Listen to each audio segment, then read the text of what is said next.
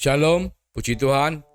Hari ini kita masuk lagi dalam ibadah online bersama dengan kami, Gereja Allah Baik Jemaat Daat. Mari sebelum kita mendengar firman Tuhan, kita tundukkan kepala, kita satukan hati, kita berdoa. Terima kasih Tuhan untuk hari ini kami boleh duduk diam belajar seperti Maria, mendengar firman-Mu di bawah kaki-Mu Tuhan, supaya Engkau sendiri yang mengurapi setiap daripada hati kami. Kau lembutkan kami untuk menerima firman-Mu.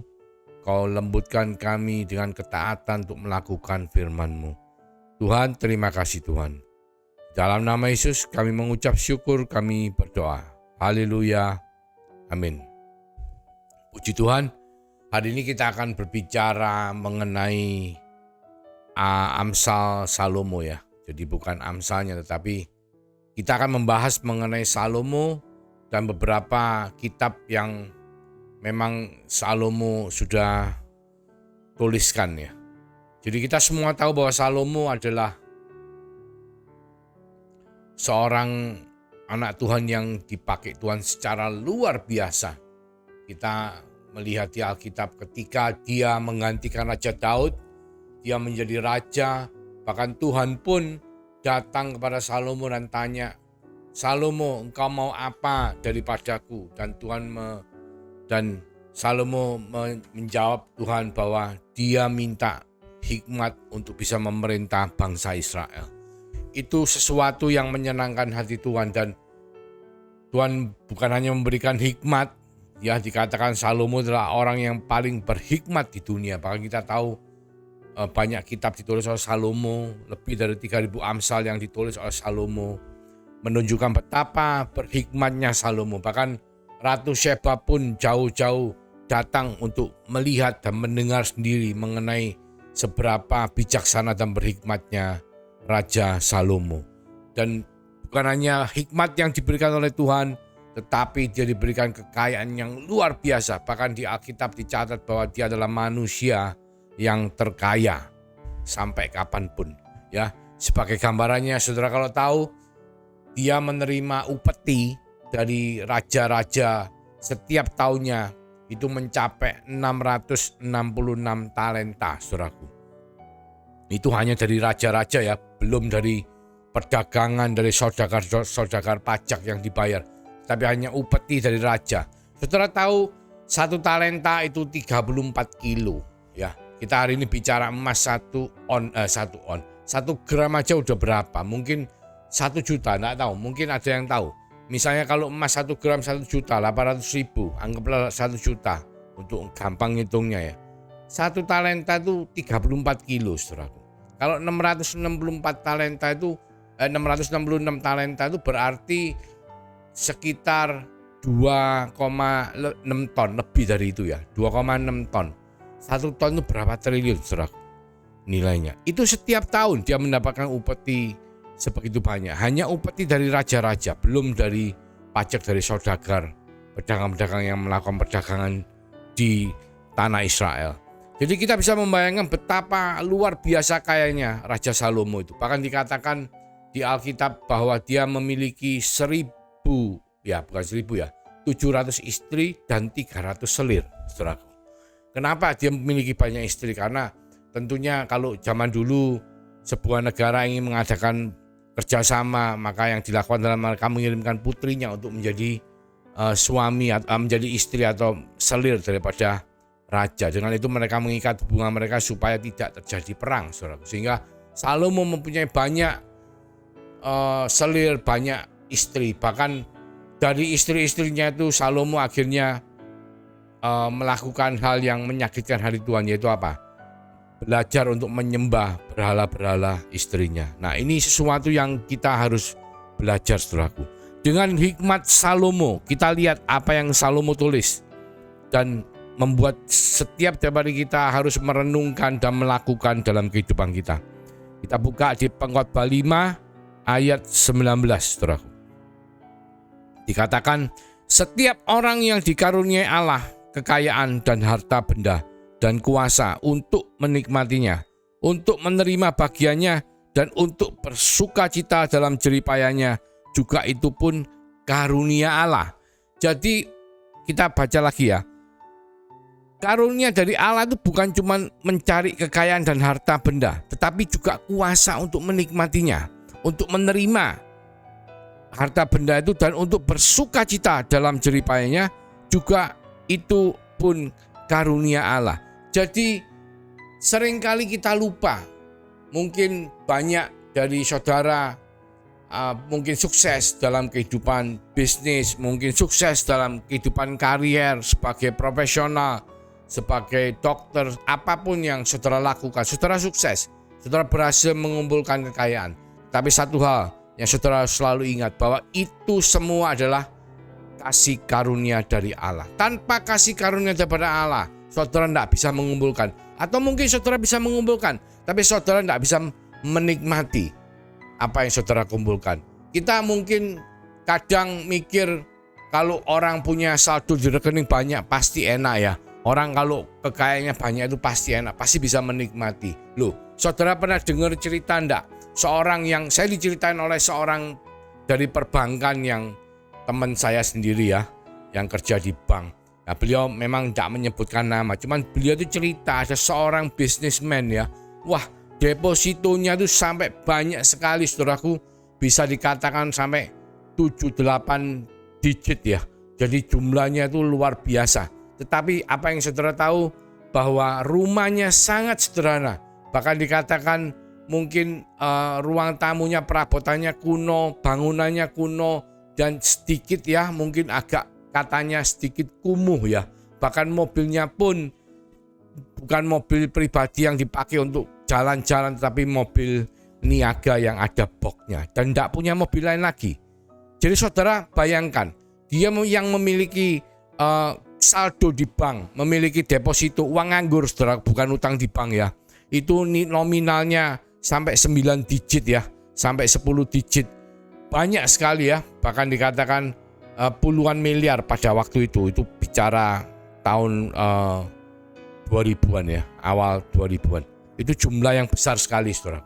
Tetapi beliau tidak diberikan karunia untuk menikmati. Jadi masih bingung bagaimana bisa menggunakan hartanya dengan yang merupakan karunia dari Allah, dengan kehidupan yang selayaknya. Bahkan hari-hari ini pun saya juga mendengar ada bisnismen yang mungkin sukses luar biasa ya di Surabaya, yang sampai ada orang yang mengatakan, oh itu uangnya bisa triliunan, itu tunainya bisa triliunan, sampai dipanggil Mr. T, Mr. Triliun. Tetapi saudara tahu, ketika dia melakukan perjalanan bisnis ke luar negeri, ke Amerika, saudara tahu, ke Amerika, ke Eropa itu belasan jam ya, bahkan puluhan jam di pesawat, saudaraku. Jadi bukannya suatu perjalanan yang pendek, tetapi sangat mencapekkan badannya. Istilahnya kalau kita duduk pun tidak enak ya, berdiri pun kaku semua. Karena apa? Kita harus terpaksa naik pesawat sampai puluhan jam, belasan jam minimal ya. Dan itu membuat kita tuh tidak enak semua. Apalagi kalau saudara naik kelas ekonomi ya, wah kursinya kecil, saudaraku. Jarak kursi dengan kursi depan tuh pendek sekali, sehingga kalau saudara ini sedikit tinggi gitu mungkin lututnya bisa terbentur dengan kursi di depan, apalagi kok kursinya dimundurkan. Itu saudara bisa merasakan capek sekali ya, stres, capek, bising. Nah, saudara kalau punya dana yang berlebih, apalagi bisnis ya, mungkin bisnis itu kita pertimbangannya kan untung rugi. Jadi kalau saudara bisa melakukan perjalanan sedemikian jauh, membeli tiket pesawat sedemikian mahal, saudara pastilah, apalagi kalau uangnya triliunan, bisnisnya gede, pastilah saudara untuk membeli bisnis kelas atau first class itu bukan sesuatu yang sulit. Tetapi saya dengar hari-hari ini beliau itu masih naiknya ekonomi. Karena apa? Mungkin sayang. Nah, hal-hal seperti itu menunjukkan apa? Tidak semua orang menerima kasih karunia atau karunia untuk menikmati harta kekayaannya. Jadi kadang kita boleh saldo besar, saldo banyak, tapi tidak memiliki karunia untuk menikmati. Nah, Salomo di dalam Pengkhotbah 5 ayat 18 mengingatkan setiap daripada kita bahwa karunia untuk mengumpulkan harta itu dari Allah. Bahkan karunia dan kuasa untuk menikmati itu juga dari Allah. Dan Allah tidak akan menahan-nahan apapun yang kita minta kepadanya sebagai Bapa yang sangat baik. Bahkan kalau kita tahu Salomo itu nama lainnya adalah Yedijah ya. Panggilannya Yedijah itu artinya bahasa Ibrani anak yang dikasihi atau yang dikasihi Allah ya. Dikatakan Yedijah. Nah, itu pada zaman perjanjian lama. Yesus Kristus itu belum mati di atas kayu salib. Sehingga apa saudaraku? Sehingga saudara dan saya pada zaman perjanjian baru, setelah Kristus mati di atas kayu salib dan bangkit pada hari yang ketiga, maka dia yang sebagai yang sulung, dia adalah anak yang dikasihi oleh Allah. Dan saudara dan saya adalah anak-anak yang dikasihi oleh Allah. Yedijah zaman sekarang. Jadi kalau kita tahu bahwa kuasa untuk mengumpulkan harta dan kuasa untuk menikmatinya itu adalah karunia dari Allah. Mari saudaraku, saya ajak kita semua untuk berdoa dan minta karunia kepada Allah untuk kita bisa menikmati, untuk mengumpulkan harta, kuasa mengumpulkan harta, dan kuasa untuk menikmatinya. Karena itu adalah karunia. Karunia itu bukan karena usaha kita sendiri, tapi karunia adalah cuma-cuma dari Allah. Kita minta sesuai dengan firman Tuhan dan kita nyatakan dan lakukan dalam kehidupan kita. Ada satu contoh saudaraku yang mungkin sangat mencolok ya. Saudara mungkin pernah dengar yang menciptakan mobil listrik yang terkenal di dunia ya, Tesla. Itu namanya Elon Musk. Elon Musk itu dikatakan hari ini saudaraku, itu merupakan orang yang terkaya di seluruh dunia. Itu saldonya mungkin dengan harga stok yang turun sekarang ini dikatakan mungkin nilai kekayaannya sekitar 260 miliar dolar Amerika. Saudara tahu 260 miliar itu mungkin kalau untuk membayar utangnya bangsa Indonesia, negara Indonesia itu lunas, bahkan lebih-lebih. Itu dimiliki oleh satu sosok orang, bukan perusahaan, tapi satu orang ini nilai kekayaannya seperti itu. Tapi saudara tahu, ketika saya mendengar wawancaranya yang diwawancarai oleh seorang reporter terkenal ya dari kantor berita yang terkenal, dia diwawancarai begini karena dia kan luar biasa, jenius ya. Bukan cuma pandai tapi jenius saudaraku. Bisa menemukan bagaimana mobil listrik sampai berhasil sukses, bahkan terakhir dia itu masuk ke dalam banyak industri yang berorientasi ke masa depan, kayak artificial intelligence, bikin robot, atau bahkan program luar angkasanya sendiri. Dia tuh meluncurkan launching roket ya, satelit untuk melepaskan satelit mengelilingi orbit bumi, dan juga investasi di solar panel. Solar panel itu tenaga surya ya, tenaga matahari, itu sudah sedemikian besarnya. Dan orang ini dikatakan sebagai orang jenius. Tapi ketika dia diwawancarai, dia ditanya oleh reporternya. Reporternya tanya simpel, loh, Anda kok bisa sukses seperti ini? Berapa jam dalam sehari Anda itu bekerja? Berapa banyak Anda itu bekerja dalam seminggu? Berapa banyak dalam setahun? Dan apa yang dijawab oleh Elon Musk ya? Luar biasa saudara. Dia ngomong, loh, saya ini tidak tahu kerjanya berapa jam. Cuman yang saya tahu ketika mata saya terbuka, melek gitu ya, saya langsung kerja.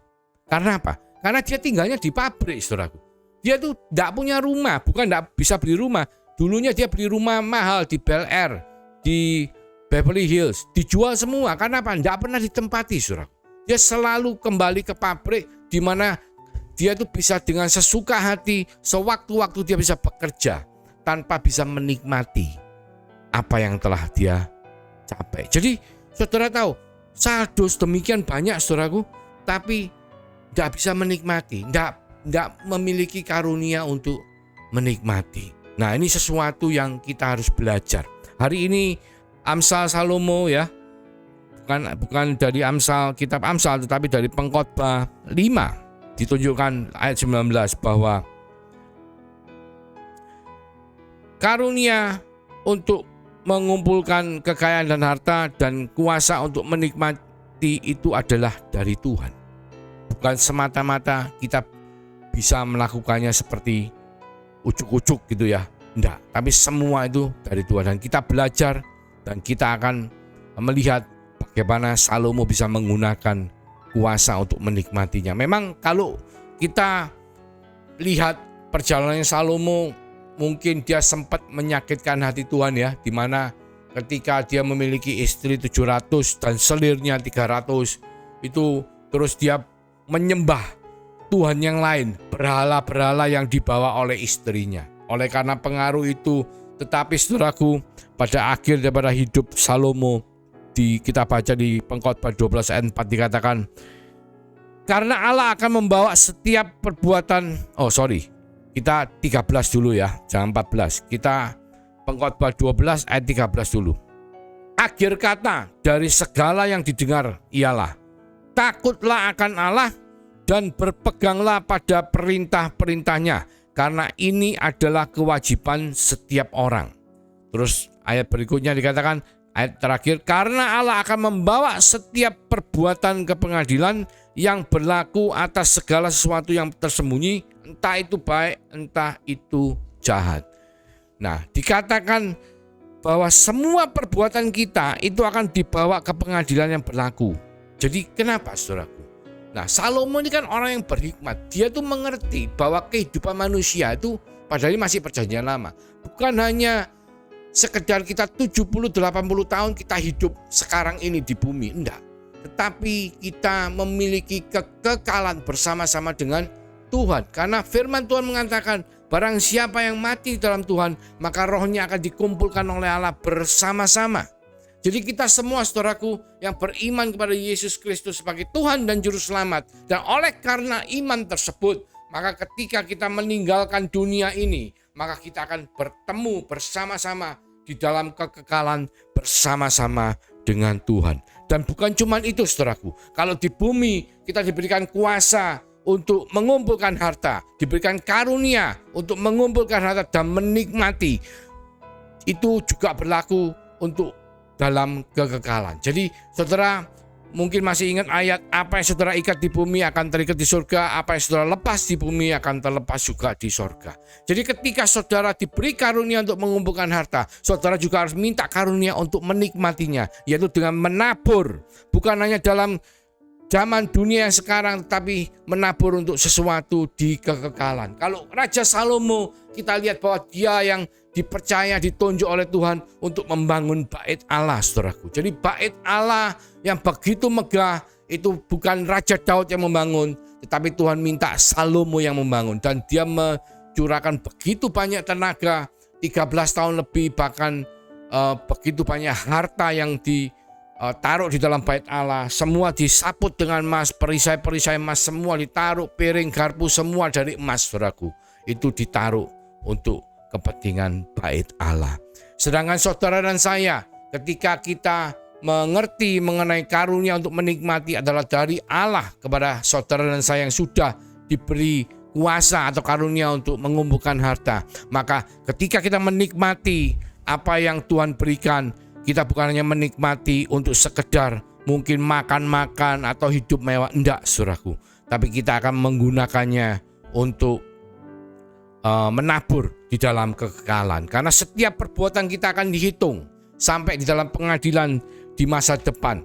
Saudara tahu bahwa ketika Yesus di Yohanes 10 ayat 10 katakan, aku datang membawa hidup yang berkelimpahan. Yang dimaksud kelimpahan adalah bukan hanya saldonya banyak, enggak, bukan saldo banyak, tetapi kelimpahan itu adalah sesuatu yang ketika diberikan kepada kita, maka kita akan mendapatkan lebih, sehingga kelebihan itu kita bisa jadikan berkat kepada sesama kita. Jadi sama seperti ketika kita memasak satu macam masakan, bakmi misalnya, atau koloke ya, mungkin kita bukan cuma memasak cukup untuk 2-3 orang keluarga kita makan, tapi kita bisa memasak sampai mungkin cukup untuk 10 orang, sehingga kita bisa berikan yang sebagian untuk orang lain. Itu yang dinamakan dengan kelimpahan, saudaraku. Karena apa? Tidak ada perbuatan kita yang sia-sia di bumi ini. Kita melakukan semua hal itu diperhitungkan oleh Tuhan untuk di pengadilan kelak di kekekalan. Karena saudara dan saya adalah warga daripada kerajaan sorga, yang nantinya kita akan berkumpul bersama-sama dengan Tuhan. Jadi ketika Tuhan memberikan kita pengertian, hikmat bahwa karunia untuk mengumpulkan harta adalah dari Tuhan, maka kita harus meminta, berdoa, mengetok, mencari, berdoa, minta kepada Tuhan. Tuhan, berikan kami karunia itu untuk mengumpulkan harta. Bahkan bukan cuma untuk mengumpulkan, saudaraku, tapi kita juga minta kuasa untuk menikmatinya. Menikmati bukan sekedar dalam masa kita hidup di bumi 70-80 tahun, tetapi menikmati adalah kita untuk bisa menabur di dalam kekekalan. Kalau Salomo membangun bait Allah, kalau Daud membantu persiapan pembangunan bait Allah, maka saudara dan saya, Tuhan sudah letakkan kita pada porsi dan posisi masing-masing, di mana kita harus melakukan apa yang harus kita lakukan. Tapi ingat, jangan sampai kita hanya diberi karunia untuk mengumpulkan harta, tapi kita tidak diberi kuasa dan karunia untuk menikmati kehidupan kita. Karena hidup kita bukan hanya sebatas 70-80 tahun di bumi, tetapi kita akan bersama-sama dengan Tuhan, saudaraku, sampai pada kekekalan. Dan biarlah karunia itu supaya boleh berdiam dan bekerja di dalam kehidupan saudara dan saya. Dan saya berdoa supaya ketika setelah kita mendengar firman ini, kita bisa berdoa kepada Tuhan, kita bisa minta hikmat kepada Tuhan untuk memiliki karunia dan kuasa mengumpulkan harta dan menikmatinya bahkan sampai pada kekekalan. Mari kita berdoa. Terima kasih Tuhan untuk firman-Mu. Biarlah kami semua boleh mengerti dan melakukan apa yang baru kami dengar, supaya baik kehidupan kami Tuhan. Karena kami percaya ketika karunia itu Kau berikan kepada setiap daripada kami sebagai anak-anak-Mu, bahkan Engkau yang mengatakan Engkau datang untuk membawa kehidupan yang berkelimpahan. Dan kelimpahan itu akan terjadi dalam kehidupan setiap daripada kami yang beriman, sehingga melalui kehidupan kami Tuhan, maka bangsa-bangsa boleh menerima berkat. Bukan hanya keluarga kami, tetapi kami boleh menjadi berkat untuk bangsa-bangsa. Karena kelimpahan itu akan melimpah ruah menjadi berkat bagi orang, bahkan sampai ke seluruh dunia Tuhan. Dan biarlah kami juga boleh Kau beri karunia, kuasa untuk menikmati, bukan hanya dalam 70-80 tahun kami hidup di bumi Tuhan, atau kami berikan kepada keturunan kami, tapi bahkan sampai kepada kekekalan. Seperti Salomo yang Kau berikan kuasa karunia mengumpulkan harta, Kau berikan kuasa karunia dia untuk menikmati, bahkan dia bisa menabur dengan membangun bait Allah, sehingga bait Allah itu boleh menjadi berkat bagi bangsa-bangsa sampai pada hari ini.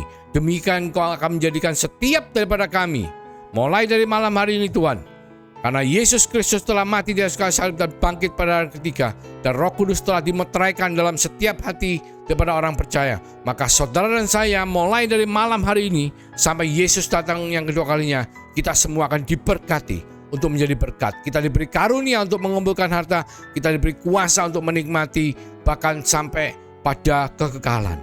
Di dalam nama Yesus Kristus Tuhan, yang percaya sama-sama katakan amin. Tuhan Yesus memberkati.